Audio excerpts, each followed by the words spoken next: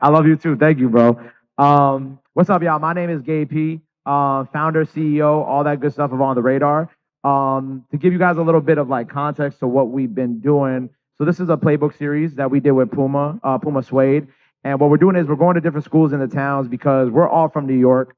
And when we were growing up, we didn't have the opportunity to talk to people in the music industry and get free game or really meet artists. So for me, what I wanted to do with this series when we teamed up with PUMA was bring this to schools, give y'all some free game, give y'all some free sneakers, and let y'all ask questions about the music industry, anything that you might have. You know, we got producers on stage with me. We got Chow Lee and D Lou who are going to be in here. You know, Chow Lee is an incredible artist from New York. D Lou, also an artist and streamer. You might have seen him on stream with Black Boy Max and a whole bunch of other things. So, like I said, my name is Gabe P. I'm the founder of On the Radar. I started it about almost 8 years ago now. And the main reason why I started was because I felt like when I was working in media at the time, I was a little bit older than you guys are now. I was about like 19, 20. And I felt like that the music that I liked, which was like Lil Uzi, XXX, Juice WRLD, 21 Savage, it wasn't being represented properly in media. Like there wasn't a platform that was owned or started by someone my age or someone young that would respect the artists that I was listening to at the time.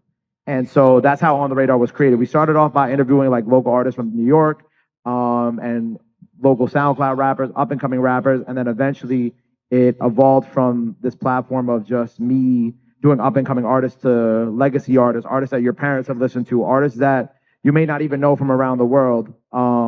We've been able to also travel around the world to Brazil, to London, to Paris, to Puerto Rico. And really what OTR is now is, while it started as like a small platform for kind of like SoundCloud and up and coming artists, is now a global music platform that is putting on local artists, of course, from the towns, but also we're bringing some of the biggest artists from around the world and America to the platform. And I think that's the coolest part about it, is that you guys get to experience the music that you like, but then also you get to find and experience music from other cultures, or maybe your culture that you may have never seen before. Oh, stop? Oh, okay. And then we also have a bunch of other series. We do like our producer series, which I'll let the boys talk about. But that's just a little brief history on me and what I do. And then I'll pass the mic around and we'll go this way. I'll pass the mic around. Everybody will talk about what they do as well. Shy. Hi, everyone. Good day, good day, good day. Hi. Okay, so my name is Shania. I am the director of bookings at On the Radar. So basically my job is pretty administrative. I just schedule everyone who is on the platform. I also handle our releases for the platform. I also work for a lot of our events, aka this one right here. And we're also all here on the stage. We're like an A&R in our own way. So we all reach out to artists, or management reach out to us, or artists reach out to us personally. You know, that's how they also get on the platform. So, yeah. So, y'all, how y'all feeling? Good? So my name is Fritz. I'm the in-house producer for On the Radar. So basically my role is like I do a lot of the projects. I do artist development with the artists that comes on the platform, and some of the freestyles that you see on social media. And outside of OTR, I also work with, major artists and upcoming artists as well, such as Pop Smoke, Fabio. I did the Mafia-thon by the way of Gabe. Me and JV, we do the producer beat breakdown, where we have producers come on the platform and break down records that they like produce, and do live hookups as well. And I've pretty much been On the Radar for about like 4 years now, going into 5.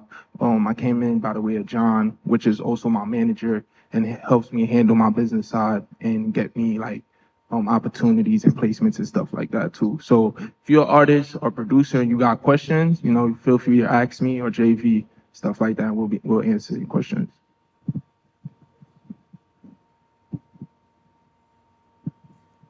What's up, y'all? How y'all feeling? Y'all good? Y'all sound like y'all a little tired. It's long. It's been a long day. Well, I'm JV. I wear a couple hats out On the Radar. I'm an A&R admin on the label side. So we have a record label where we put out, all the freestyles that y'all see on streaming platforms. So I handle all the logistics behind that. And as Fritz mentioned, we also have a producer series, which I executive produce. So as y'all know, On the Radar is known for having like artists, right? We also bring on producers to spotlight like the records that they produce. So any producers in the crowd right now? Anybody that make beats? For sure, for sure. So you should have some questions. And yeah, you know, I've been with On the Radar for going on 4 years now, I feel like. Started out as an intern. Like first mentioned, John Nurse, he's the co-founder of our record label. He also went to the same university that I went to. He brought me in once I graduated. And you know, it's been up ever since. So any questions y'all have on the label side, producer stuff, feel free to ask. Hey everyone, how are you guys today? Good, very happy to be here. My name is Toby and I'm responsible for sponsorships at OTR. So what that looks like is essentially I try to put together campaigns for the brand to do to sort of enhance us. Things like being here with you today. You know, we partner with PUMA for this opportunity to come into New York public schools and colleges to sort of give you guys some game about what we do at OTR, how to build a career path similar to all of my teammates sitting here. And, you know, just get to do cool stuff working in music.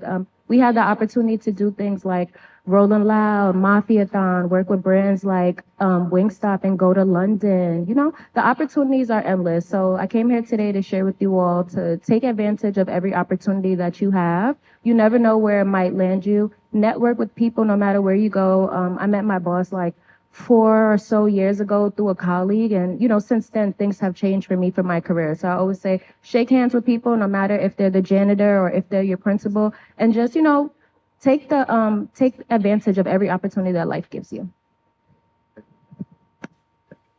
With that being said, so we'll like open it up to questions. So like any producers, artists, anybody who has any questions about OTR for the team, please don't hesitate to ask. And there are no bad questions either. For artists, kind of like Shania said, like the cool thing about OTR is that we're a team of about like 10 to 15 people, and everybody on the team has a different music taste, right? So while I might have a certain style of music I like, Toby and JV's interest in music is very different from mine. So they have a different outlook on music than I do. And what we do is we have like an artist Slack. Well, you guys know what Discord is, right? So we have Slack, which is basically just like corporate Discord. And we have a channel in there called like artist scheduling. And basically what we do is like all of us like all day long, like I said, it's 15 of us. We'll just be, and we're all chronically online. We'll just be sending artists that we find online all day long. And then if we all agree and we think it's a good idea, then we'll do it. But yeah, like everybody on the team has like a different taste, right? So like Aiden on our team is more into like the underground. So like, you know, the Nine Vicious, Owe, Teases, Diamond, like that's really his thing. But like JV is really into like Caribbean music. So JV has been working with VP Records, who is a huge Caribbean label, to be bringing artists from Jamaica, Trinidad, and whatnot to the show. And I've been working really closely on the Latin American side to bring artists from like Puerto Rico, DR, Colombia to the show. But that's why you get such a big variety of artists on OTR, because all of us have these different music tastes, and that's why we're able to cover so much ground. You said what? For sure. Yeah. If we see you moving and we fuck with it, then you know we reach out. Oh, sorry, I can't curse. My bad. But yeah, that's kind of how that goes. You want to talk about the producer side real quick? I just want to ask, do all of y'all know his music? Okay. You got to get a little more motion though, bro. Everybody got to be screaming your name, bro.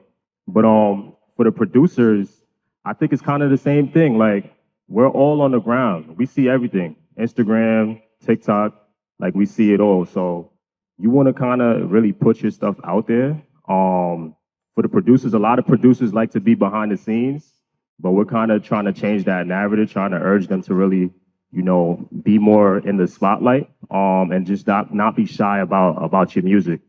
So really and truly, just content. Content is king. You want to put yourself out there. Yeah. Say that what JV said is like people are always watching, and I think the cool thing about like social media in 2026 is that even if you put your music out there, there is a pretty good chance that somebody important or somebody big, or maybe one of us, will even see it. It's just about how it does. Is it moving people? Do other people know it? Do other people like it? Do you have a fan base? And a lot of that is what is moving our opinions on if we should do things or not. But that was a great question. Did my major help me with my career? I think in ways, yes. I majored in operations and supply chain logistics. So it kind of goes hand in hand with some of the label stuff that I do, handling all the back end logistics for, streaming, because there's a lot of learning Excel. When y'all go to college, what grade are y'all, 12th, 11th? So when y'all go to college, y'all gonna have to take a class and literally like learning how to use Excel.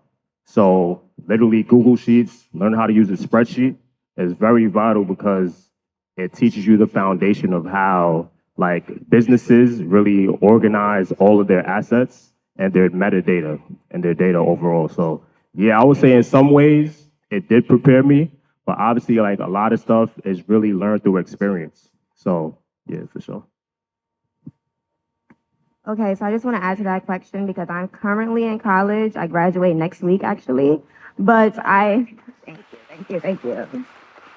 But I major in communications, and obviously my job here has a lot to do with communications.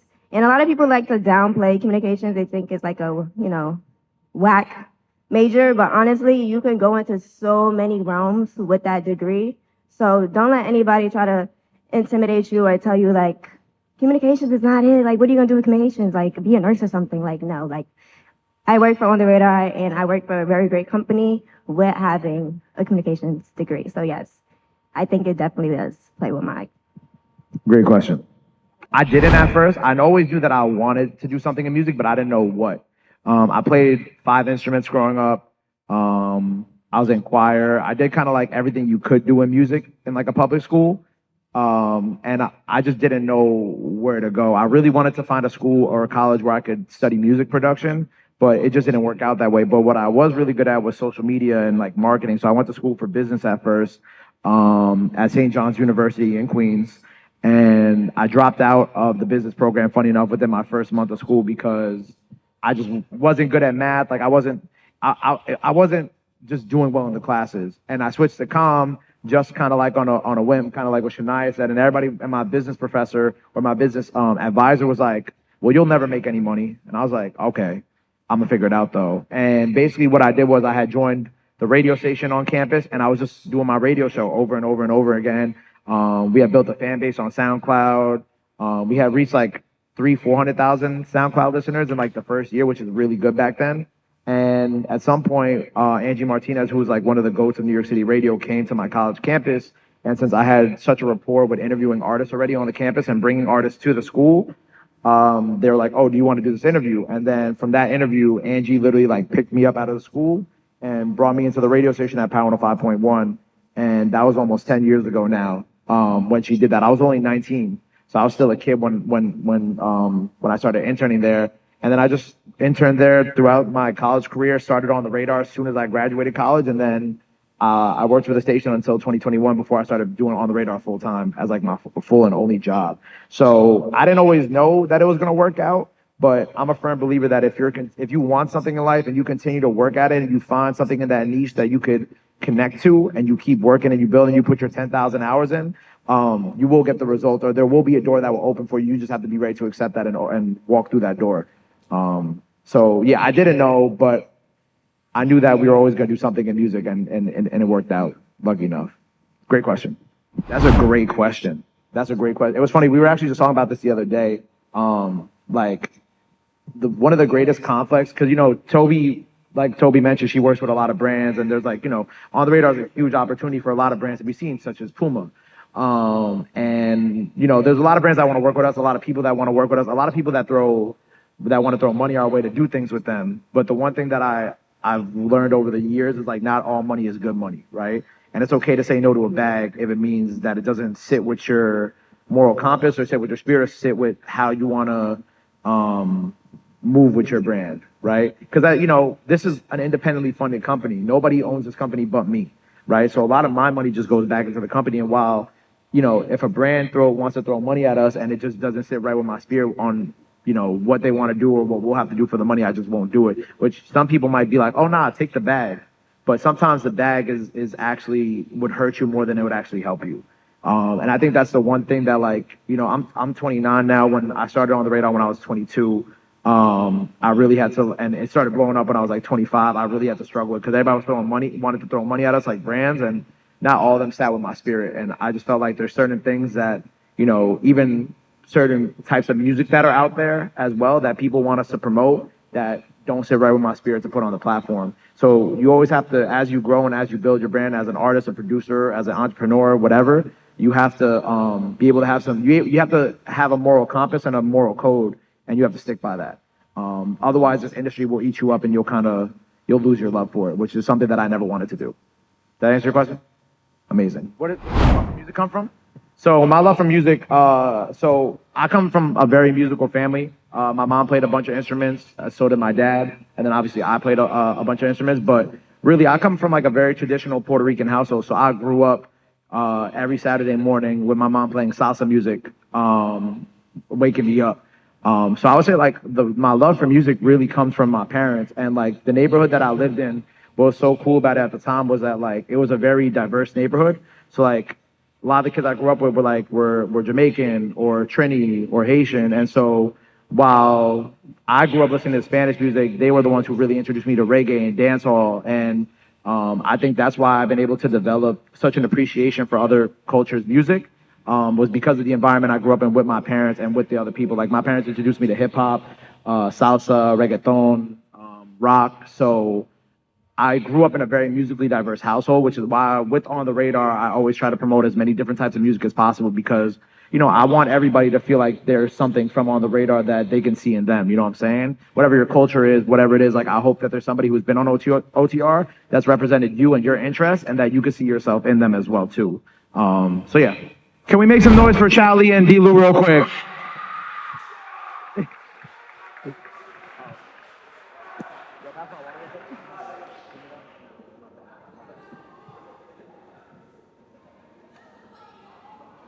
Okay.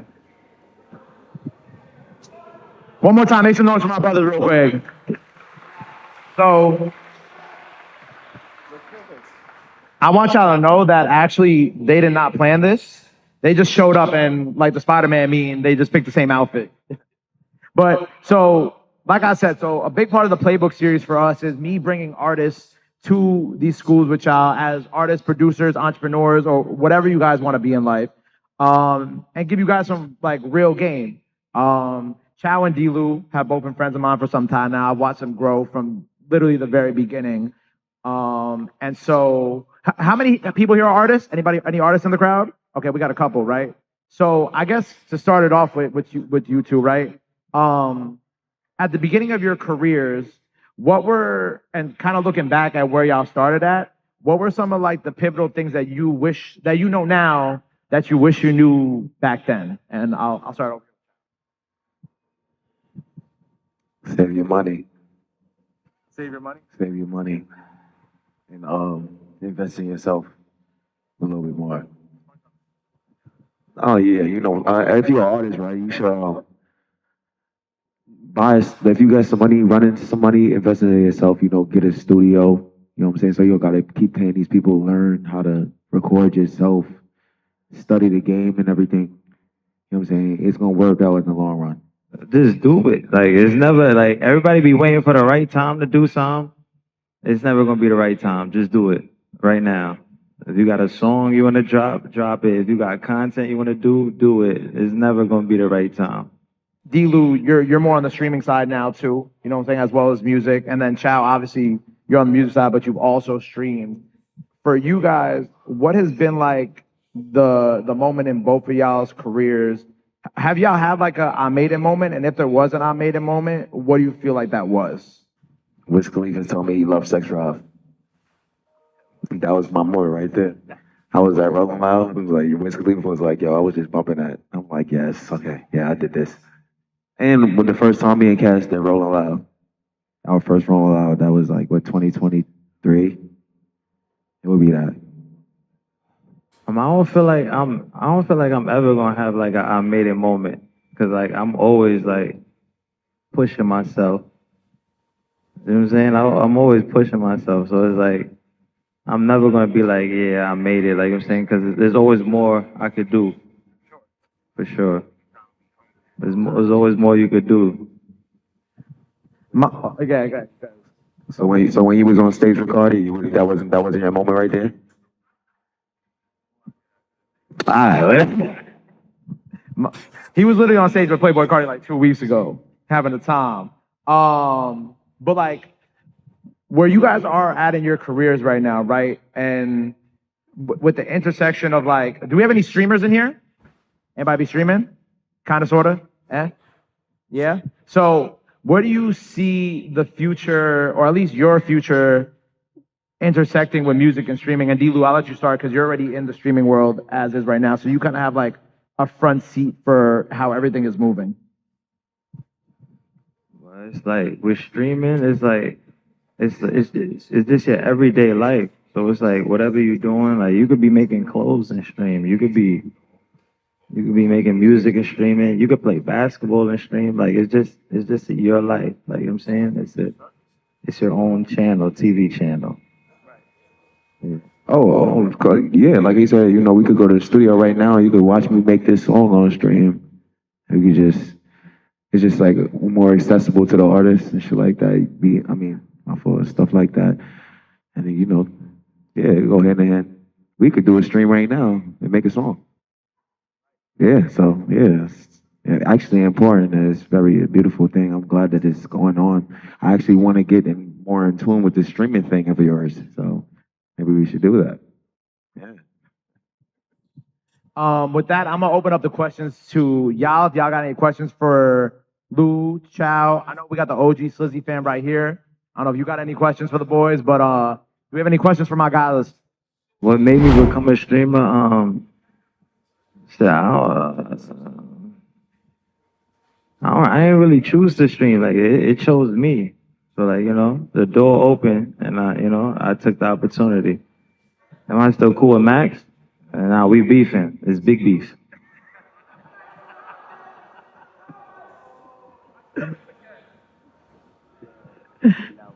That would be for this crazy. Nah, you just gotta stay consistent and just work, study this stuff, and make sure you're in the studio. Just keep going, you know what I'm saying? You just gotta keep doing it until it start working. It's not really no way to explain it. Just stay consistent and keep doing it. If you really want it, you're gonna get it, you know what I'm saying? He only said a few words, but as someone who's watched him from the very beginning, the consistency, but he also never gave up. Like there was a lot of moments, a lot of times in his career where things weren't going the way he wanted it to, and he always pushed through. That's kind of what I was saying before earlier, where it's like, even if things aren't going the way that you want, if you find something that you love and you really care about it, like it's never a linear path of just going one way. It's always gonna have ups and downs. And it's about how you handle those moments when things aren't going great that will determine the future of your success. So, yeah. They go hand in hand, but if you could figure out how to record yourself, I would say you do that first, and then figure out the promotion later, so you could save money in the long run. So you could, if you wake up and you be like, all right, I got my studio right here, and you got an idea, you could just lay it down instead. You know what I'm saying? So I would say studio, but your own home studio, not like studio time. And then you figure out the promotion, like song by song or however much you're willing to spend on promotion. You know what I'm saying?